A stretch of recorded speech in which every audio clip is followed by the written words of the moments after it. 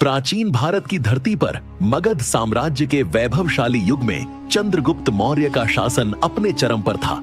एक दिन राजमहल में एक रहस्यमयी घटना घटी। चंद्रगुप्त को एक पुराना मटमैला पत्र प्राप्त हुआ जो किसी गुमनाम साधु ने भेजा था। पत्र में लिखा था, महान सम्राट, तुम्हारे साम्राज्य की नींव में एक गुप्त खजाना दबा है जो न केवल धन बल्कि प्राचीन ज्ञान का भंडार है। इसे खोजने का साहस केवल तुम में है। चंद्रगुप्त का मन उत्सुकता से भर उठा। पत्र में एक नक्शे का जिक्र था जो कथित तौर पर पाटलिपुत्र के प्राचीन मंदिर में छिपा था। बिना समय गंवाए चंद्रगुप्त ने अपने सबसे विश्वासपात्र सलाहकार चाणक्य और कुछ नन्हे सैनिकों को बुलाया। चाणक्य ने चेतावनी दी, महाराज, यह कोई साजिश भी हो सकती है, हमें सावधान रहना होगा। पर चंद्रगुप्त का उत्साह कम न हुआ। रात के अंधेरे में चंद्रगुप्त और उसका छोटा दल मंदिर की ओर निकला। मंदिर की दीवारों पर उकेरे गए प्राचीन चित्रों और शिलालेखों ने उनकी आंखें चकाचौंध कर दी। नक्शा ढूंढने के लिए उन्हें एक गुप्त कक्ष तक पहुंचना था। अचानक एक दीवार पर दबाव डालते ही फर्श हिलने लगा।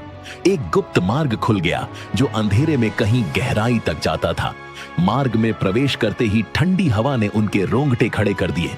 मशालों की रोशनी में उन्हें प्राचीन मूर्तियां और रहस्यमयी चिन्ह दिखाई दिए। तभी एक तेज धमाके के साथ मार्ग का प्रवेश द्वार बंद हो गया। चंद्रगुप्त का दिल जोर जोर से धड़क रहा था। क्या यह कोई जाल था? चाणक्य ने शांत स्वर में कहा, हमें आगे बढ़ना होगा, पीछे मुड़ने का कोई रास्ता नहीं। आगे बढ़ते हुए उन्हें एक विशाल कक्ष मिला जहां बीच में एक सुनहरा संदूक रखा था। संदूक पर एक पहेली लिखी थी, जो साहस और बुद्धि का संगम है वही इसे खोल सकता है। चंद्रगुप्त ने गहरी सांस ली और पहेली को पढ़ना शुरू किया। पहेली में मौर्य साम्राज्य के प्रतीकों और युद्ध रणनीतियों का जिक्र था। चाणक्य और चंद्रगुप्त ने मिलकर पहेली को सुलझाने की कोशिश की।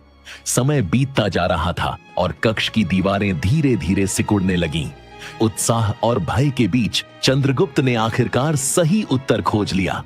संदूक खुला और उसमें से एक प्राचीन ग्रंथ और चमकते रत्न निकले। ग्रंथ में मौर्य साम्राज्य की स्थापना के अनकहे रहस्य और ज्ञान की बातें थीं।